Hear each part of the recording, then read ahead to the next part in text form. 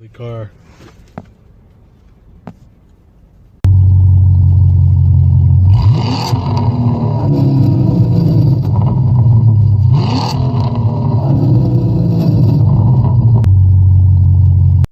What's going on, guys? This is Corey from Iroc-Z Nation 87. I wanted to talk about 5 things that I did not like about my old Iroc-Z.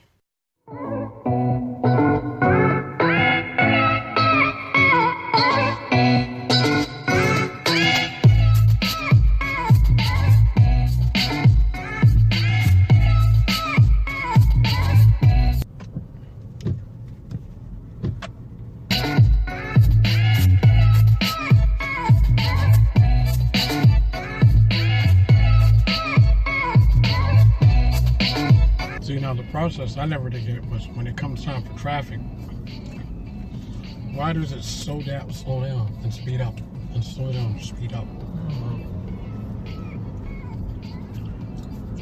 That's what I never did get at all. I don't know where it's in there.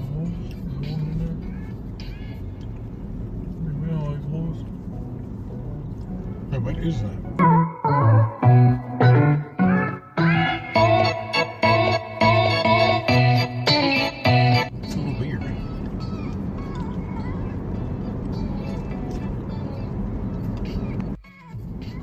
Always begins with one dumbass, I'm telling you. Huh? Always begins with one dumbass. Instead of getting over what they're supposed to be getting over beforehand, they wait to the last minute. When the exit's right there, and then they gotta stop and make everybody else stop so they can get over. I've seen that quite a few times. But I really do truly believe that one major traffic jam. So one asshole. Now look at this. We were stopped, and now we're moving. The first thing that we have, there's no glove compartment.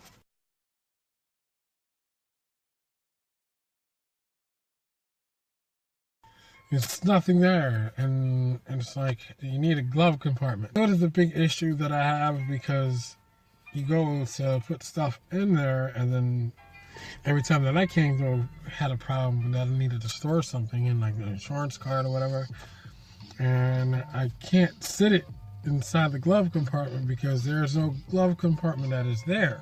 Like, what the hell?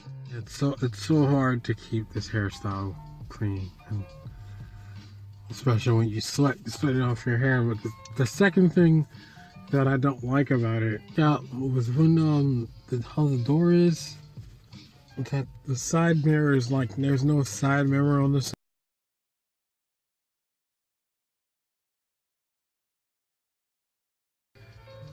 I don't like that.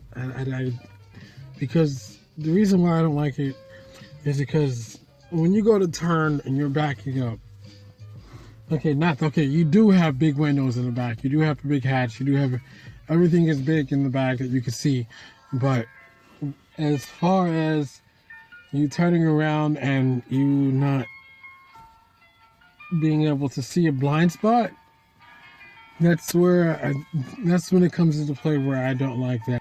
Fourth, it doesn't stand really tall.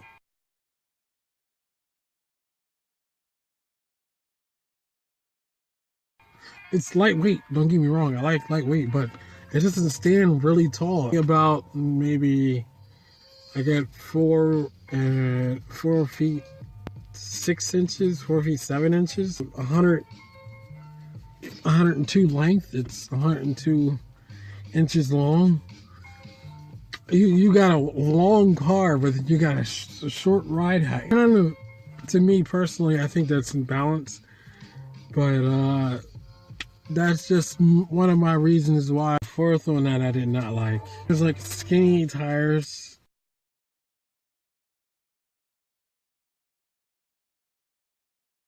I mean, there's cars out there nowadays that have wider tires, but it was 215s. Okay, you have a sports Camaro, right? You have a sports Camaro, Iroc-Z, International Racing Champions. When it was made, it would the 5.7 liter was putting out 230 at the crank and 340 330 to 345 foot-pounds of torque that was equipped with the 700 R4. The 87 had 245s, and then when the 88 and 89, they went back to 215 size tires from the factory, which to get that power, to get on the line, to get everything that you need to do to make sure you get a good time, because it came out stock at a 14.5, that I think if you were to put the tires on with more grip, I think that would work out, because the gears that was in there, the gears, I think they should have really upgraded the gears back then. I know technology wasn't really that strong back then. If they was able to have fiber optics way back then, I know they was able to have a better rear suspension, a better rear end. And that's number 5 is the fucking biggest thing that I did not like. The TPI engine.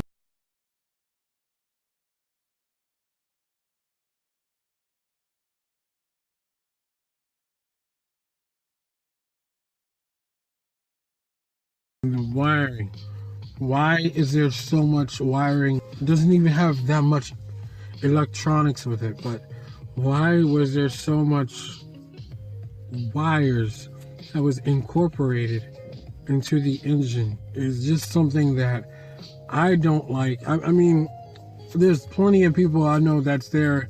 They didn't like the fact that so much spaghetti wiring, because when somebody else has the car, regardless of who it is, there's so much spaghetti wiring that you can kind of like lose your head, and then you're like you're ready to just like because you don't know what the hell is going on, and it's just you're just looking at the thing, you're like, what the fuck? Because you got this wire coming with this wire, you got this wire, we're going that one, and there's not that many wires in the LS engine. That's crazy. There's not that many wires in the LS engine. But however, these 80 engines are shit. They're complete shit, and I would not recommend it. There are some TPI guys out there that's good. What you going to talk about my TPI engine? Oh, TPI engines. TPI. Yo, man, you're a TPI hater, man. Fuck you and fuck your LS swap and can't understand blah blah blah. I'm not saying that that's a total bad engine. I'm just saying that the wiring and all those mechanisms in there, it's a fucking headache. You know it's a headache. You're pretty sure you're probably gonna switch it to carb and then deal with the less wires and okay, but me, I'm sorry, I'm an LS guy. I'll always be an LS guy. I say that they're bringing the LTs back, the LT1 and the LT4. What's funny thing about that is how they say it's the Gen 5, but yet the LT1 and LT4 have been out since the 90s. Actually, it's been out before the LS got there. It was the LTs and then the LS, and then now the LTs are coming back. Why say it's a Gen 5 when you're just upgrading what was already in the past? There it was a Gen 3, LS is Gen 4. Well, Gen 3 and Gen 4. And you're saying that this is Gen 5 when it was the other gen that was way back when. And that's what confuses me, because I'm hear people saying that's the new engine is going on, and I'm like, no, it's not.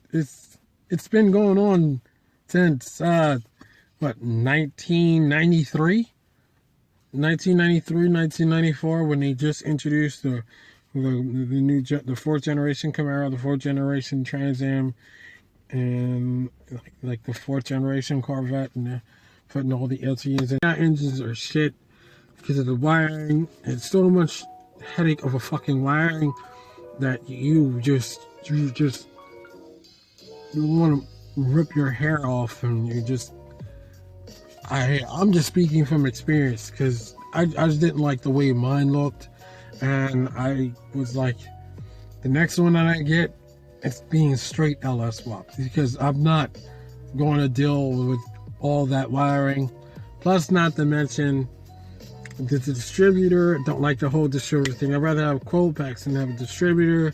And there's just more in that I can go on to, and that's more. It's just a total headache that I don't want to get into. But I know there are going to be some people in this video that's going to hate. I know I'm going to have hate comments, as I know the TPI people are going to be hating on this, and I know all of my LS guys are going to be like, "Yeah, you tell them how it's supposed to go." So, you know, my honest opinion, people are going to hate me for this.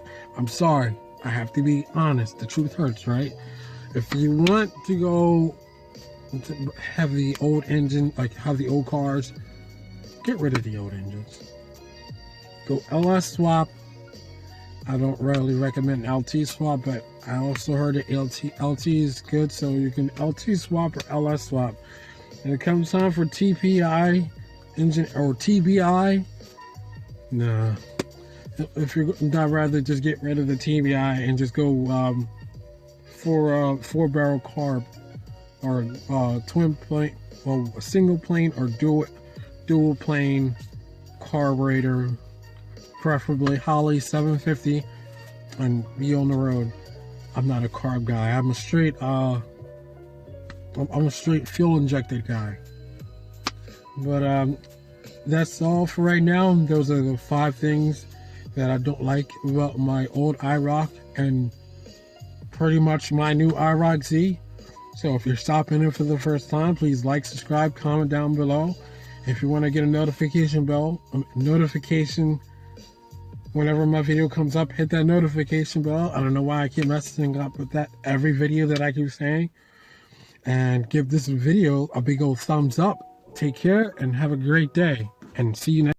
I truly believe that every traffic jam begins with one stupid ass. Really? That might be it.